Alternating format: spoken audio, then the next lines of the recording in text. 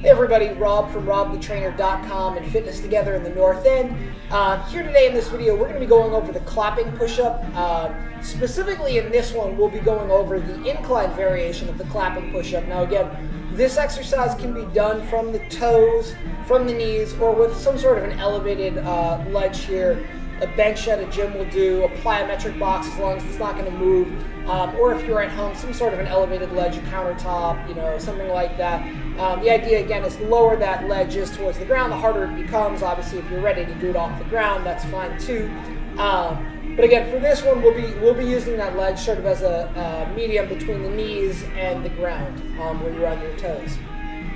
The primary purpose of this exercise is to give you an explosive horizontal pressing movement.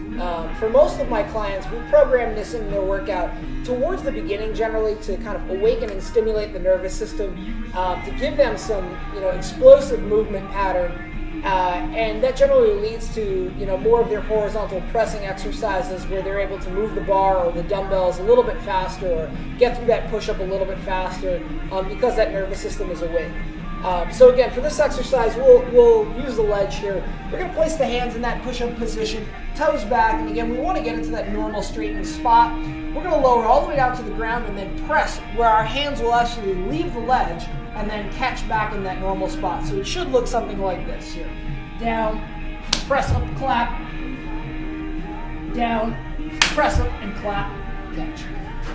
Now, for some people, they'll go right into the next push-up. I like to actually go through a controlled descent and then return back, then begin the next exercise, sort of like you would if you were doing a bunch of box jumps. You'd land softly on the box, then step back down. You wouldn't just bound through it really, really quickly. So now we work through deceleration, but then we've added that pause so it becomes a little bit more explosive as opposed to taking advantage of that momentum.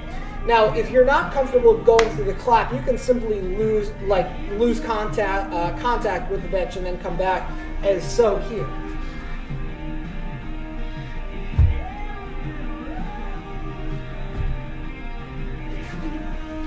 And that applies obviously for the regular push-up and the kneeling push-up position variation of this as well. Thanks for checking out the video. I hope you found this helpful. If you have any questions, you can always email me, rob@robthetrainer.com.